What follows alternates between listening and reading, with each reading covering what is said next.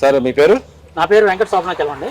Sir Shobhanachalam గారు చెప్పండి, ఈరోజు తమిళనాడు రాజకీయాల్లో కూడా మా జగన్మోహన్ రెడ్డి మూలనే ఆ విజయ్ గారు గెలిచారు అని చెప్పి వాళ్ళు మాట్లాడుతూ ఉన్నారు.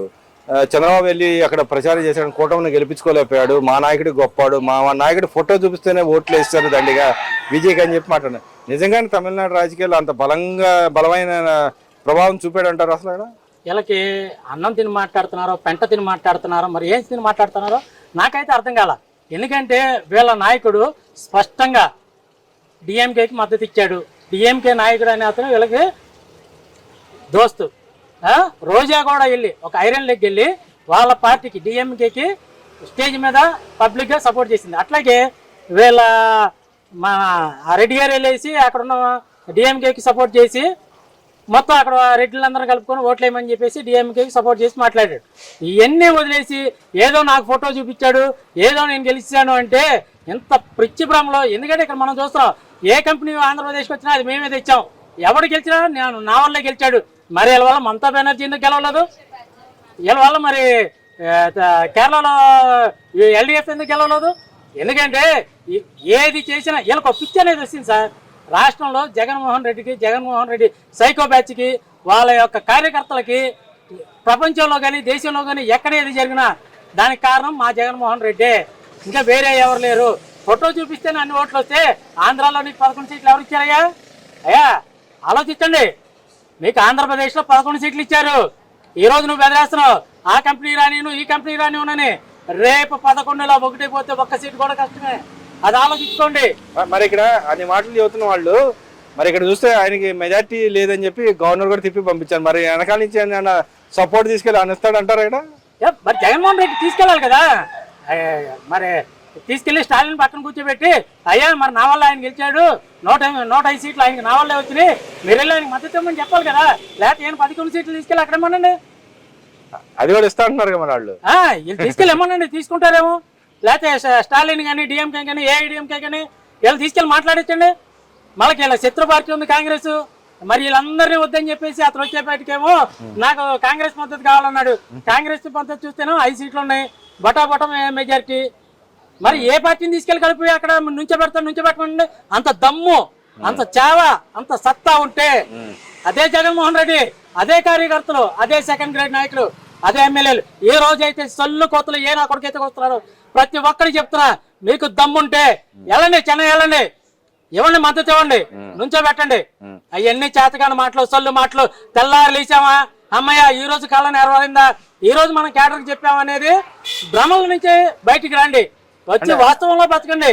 ఎంతసేపు ఇవాంకా ప్యాలెస్ లో నిద్రపోయావా, తెల్లారిందా అమ్మయ్య రాత్రి కళ్ళన్నీ మన కార్యకర్తలకు చెప్పావా అనేది మానేయండి. అంటే ఇక్కడ భ్రమల నుంచి బయటికి రమ్మని చెప్తున్నాం. అంబటి అంటున్నాడు, ఈ ఎలక్షన్ చూసి ఇప్పటికైనా బుద్ధి చేసుకో చంద్రబాబు నాయుడు, రాబోయేది మేమే, నీకు ఇదే గుణపాఠం, నీ పార్టీ ఓటమికి ఇదే నాంది అని చెప్పి మాట్లాడుతూ ఉన్నాడు. నిజంగానే తమిళనాడు రాజకీయాలు ఏపీ రాజకీయాలు ప్రభావం చూపుతాయి అంటారా? అసలు తమిళనాడు రాజకీయాలకి ఏపీ రాజకీయాలకి ఈ రోజే కాదు, ఏ రోజు మనకు స్వతంత్రం వచ్చిన దగ్గర నుంచి ఈ రోజు వరకు కూడా, ఆ రోజు మనం తమిళనాడు నుంచి విడిపోయిన దగ్గర నుంచి ఎట్టి పరిస్థితుల్లో తమిళనాడుకి మనకి రాజకీయ పరంగా ఏ ఒక్క పోలిక లేదు.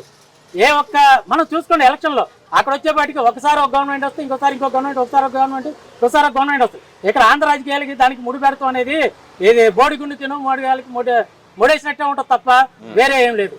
అంటే ఇక్కడ మన జయప్రకాష్ నారాయణ గారు ఏదైతే మాజీ ఐఏఎస్ గారు ఉన్నారో ఆయన జనసేన నాయకుడు కూడా మాట్లాడుతున్నారు, లోక్సత్తా నాయకుడు కూడా మాట్లాడుతున్నారు. ఏమంటే ఇంత ఫాస్ట్గా రాజకీయాలు మార్పులు జరగటం చాలా మంచిది కాదు, కొంచెం అసంబద్ధం, ఇలా జరగకూడదు అని చెప్పి ఆయన అన్నాడు. దాన్ని ఎలా చూడతాడు? నిజంగానే ఒకే రకమైన అంటే ఇక్కడ అవకాశవాదుల రాజకీయం అనే పాయింట్ అని మాట్లాడాడు. అంటే అవకాశ రాజకీయవాదులుగా ప్రజలు కూడా మారిపోతాను, ఇది మంచిది కాదని చెప్పాడు. దాన్ని ఎలా చూడొచ్చు? నిజంగానే అలా ఉందంటారు అక్కడ రాజకీయం? మరి అట్లా లేదండి. ఎందుకంటే ఎప్పుడు కూడా ప్రజలు అనేవాళ్ళు వాళ్ళకి కావాల్సిన అభివృద్ధిని చూసుకుంటారు. వాళ్ళ యొక్క అక్కడ కొన్ని ఏ ప్రాంతానికైనా కొన్ని అవసరాలు, కొన్ని మతపరమైన అవసరాలు, కొన్ని జాతిపరమైన అవసరాలు, అభివృద్ధి, విద్య, ఇవన్నీ కూడా ప్రజలు ఎప్పుడు కూడా పిచ్చోళ్ళు కాదు, వీటన్నిటిని కూడా బేరీజ్ వేసుకొని ఎప్పుడైతే మీకు పార్టీ ఓటింగ్ పక్కన పెడితే న్యూట్రల్ ఓటింగ్ ఏదైతే ఉందో అది ఎప్పుడు కూడా వాళ్ళకి వచ్చే లాభం ఏంటి, నేను ఇక్కడ ఈ పార్టీకి వస్తే నా ఓటేస్తే నాకు లాభం ఏంటి. అట్లాగే ఉద్యోగస్తులు ఉంటారు, రైతులు ఉంటారు, ప్రతి ఒక్కరు కూడా వాళ్ళ యొక్క ఈ రోజు ఈ ప్రభుత్వంలో నాకు మంచి జరగలేదు అంటే తక్షణమే ఆ ప్రభుత్వాన్ని మార్చడానికి ఎట్టి పరిస్థితుల్లో ప్రజలైతే వెనకాడరు. ఎందుకంటే ఆయన ఐఏఎస్గా ఆయనకున్న అనుభవం రీత్యా తొందరగా పార్టీలు మారుతుంటే ఈ రోజు ఆంధ్రప్రదేశ్లో జరిగిన మార్పును బట్టి ఆయన మాట్లాడారని నేను అనుకుంటున్నాను. ఎందుకంటే మొన్న చంద్రబాబు నాయుడు గారు గెలిచారు, అమరావతి రాజధాని అన్నారు, దాని నిర్మాణం మధ్యలో అయిపోయింది. ఎమ్మట్లే వైసీపీని తీసుకొచ్చి ఇక్కడ గెత్తినెక్కించేపాటికి ఈ రోజు ఆంధ్ర రాష్ట్రం అనేది 30-40 ఏళ్ళు వెనక్కి వెళ్ళిపోయింది. కేవలం జగన్మోహన్ రెడ్డి చేసిన పని వల్లే ఈ రోజు అలా అంటున్నారు 12 సంవత్సరాలు. ఈ 12 సంవత్సరాలు 5 సంవత్సరాలు మీరే తప్పెట్టారు కదా రాష్ట్రాన్ని. ఏమి పోలవరం చూసుకున్నా, ఉద్యోగాలు చూసుకున్నా, జాబ్ క్యాలెండర్ చూసుకున్నా, ఏమి చేశారు మీరు? అసలు ఒక కంపెనీ తీసుకొచ్చారా? 100 ఉద్యోగాలు ఉన్న కంపెనీ ఒకటి తెచ్చారా?